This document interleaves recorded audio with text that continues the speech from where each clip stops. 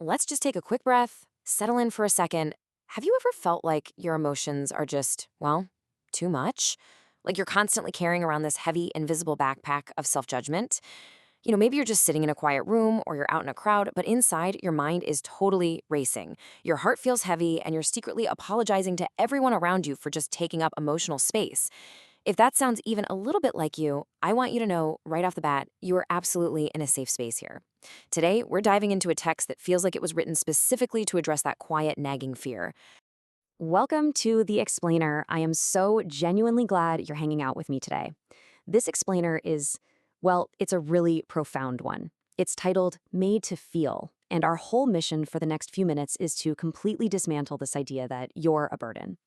We're going to unpack a super powerful piece of text that actually validates everything you're feeling. I'll walk you through the source material step by step, and hopefully by the end of this, you'll see that the things you've been apologizing for, they're actually your greatest credentials for simply being alive. All right, let's jump straight into section 1, Made to Feel, the baseline of humanity.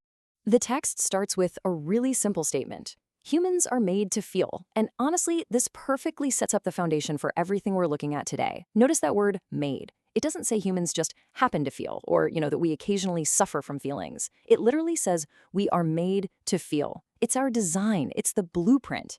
So the really crucial takeaway here is that your capacity to feel things super deeply, it's not a glitch, it's not some weird flaw you need to fix or a bug that needs to be patched. It is the actual engine of your design. When you feel things intensely, you're functioning exactly how you were built to function. And the source material actually goes on to define this even more explicitly. It says, human emotions itself is what makes you human. Just think about that for a second. Because, we so often try to separate our logical selves from our emotional selves, right? Society tells us to praise the logic and hide the emotion. But this text, it directly challenges that whole idea. It equates emotion with humanity itself. Your feelings aren't some separate thing you have to deal with. They are the literal core ingredient of being human. Without them, the whole definition of what a human is just completely falls apart. Let's look at how this plays out in everyday life. Because the text doesn't just leave us in the abstract, it names some very specific physical and emotional states. Being overexcited, being anxious, feeling loved, even feeling nauseous. Just look at that list. I mean, it perfectly captures the messy, totally chaotic, beautiful spectrum of life. Being overexcited, normal. Being anxious, normal. Feeling loved, normal. Literally feeling physically nauseous from the weight of it all, also completely normal. The author uses this great rhythmic repetition to hammer home one singular truth. Experiencing every single one of these wildly different states is 100% normal, simply because you're human. Your body isn't malfunctioning when your stomach drops. You are quite literally just being human. Which actually brings us right to this powerful message from the text, accept those emotions, accept what you are. I want to just pause for a second and let those words actually sink in. Accept what you are.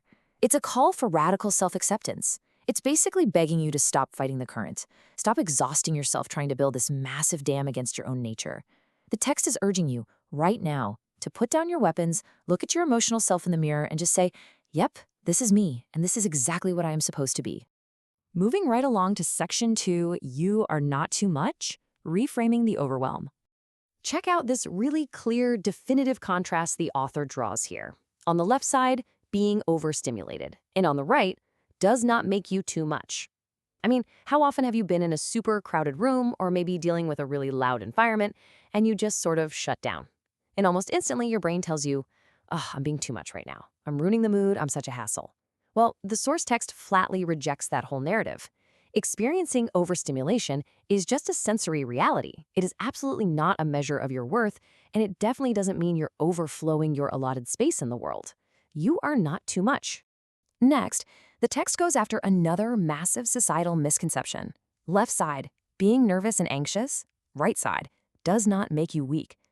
We are so heavily conditioned to view a shaky hand, a racing heartbeat, or a constantly worried mind as these major signs of fragility. We tell ourselves we need to toughen up. But the text steps in as a sort of protector here. It firmly uncouples your anxiety from weakness. Being nervous just means you care. It means your body is actively preparing you for something it thinks is important. It's actually a sign of life, not a sign of failure. Let's look at this next comparison, because it deals with one of the most stigmatized emotions out there. Left, being angry. Right, does not make you a bad person. So many of us, we just swallow our anger, right? Because we've been taught that good people don't get mad. But anger is a totally natural, protective human response. It's basically your internal alarm system going off, telling you that a boundary got crossed or something unfair just happened. The text is reminding us that feeling anger is a completely morally neutral event. It's just a feeling. Having it roll through your body does not reflect poorly on your character. It just reflects your humanity. And then the text turns to love. Left, loving someone. Right, does not make you dependent. It makes you human. In a world that's constantly preaching this extreme, isolated independence, admitting that you love and actually need someone can almost feel like a weakness, like you're somehow compromising your autonomy. But the source material brilliantly redefines this. It rescues the concept of love from the dependency category and puts it right back where it belongs, as a fundamental, core expression of our shared humanity. To love isn't to lose yourself. It's honestly the truest expression of your human design. Which all brings us to what honestly feels like the absolute manifesto of this entire document. You are allowed to feel. You are born to do it. Just look at the sheer certainty in those sentences. It's not a suggestion. It is a fundamental truth. You are allowed. It's granting you this incredible permission that you might have been withholding from yourself for years. And you are born to do it connects right back to that very first principle we talked about. It is your literal birthright. I really want you to claim your right to your own emotions today, right here, right now, as we read those words. All right, moving into our final section, Section 3, a promise to yourself, the daily practice of self-love. The text instructs us with this incredibly beautiful line, love and cherish your heart. I want you to notice the verbs they chose here, love, cherish. These are words of profound, profound gentleness. Think about how you treat a truly cherished object or your most cherished friend. You handle them with care, right? With patience and with immense respect. Well, the text is inviting you to take that exact same level of profound gentleness and turn it inward. Your heart, the exact thing that makes you human and processes all these intense emotions we've been talking about, absolutely deserves to be cherished by you. And crucially, the text says to love yourself more every day. This is a great reminder that self-love isn't just some light switch you flip on once and suddenly you're cured. It's not a one-time realization. It's a continuous, daily practice of choosing yourself over and over. Every single day is a brand new opportunity to incrementally increase the amount of grace and love you give to your own being. It's kind of like compounding interest, but for your soul.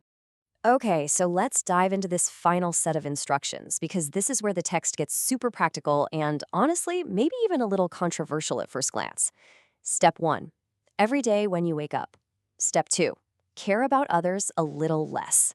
Step 3. Love yourself a little more. Now hold on, I want to look really closely at step 2. Care about others a little less. The source is absolutely not advocating for malice or cruelty or being super selfish. Instead, it's talking directly to the kind of person who empties their own cup completely just to fill up everyone else's until they have literally nothing left. It is prescribing essential boundary-setting self-preservation. It's basically saying, hey, take just a fraction of that intense, exhausting energy you spend worrying about what others think or what others need and reroute it. Redirect that energy straight into step 3. Love yourself a little more because you can't pour from an empty vessel, right? This is the ultimate formula for emotional survival and healing. So we end with this. The source text makes a direct plea to the reader, and I want to pass that plea directly on to you. Will you promise me that one thing today? Will you promise to wake up tomorrow, pull back just a little bit of that precious energy you constantly give away to the world, and actively choose to cherish your own heart? The text has laid it out perfectly. You are not too much. You are not weak. You are wonderfully, deeply, beautifully human. So the only question left for you is, what are you going to do with that humanity tomorrow morning? Give that some thought. Thank you so much for joining me for this explainer. Keep those boundaries strong and please take care of yourself.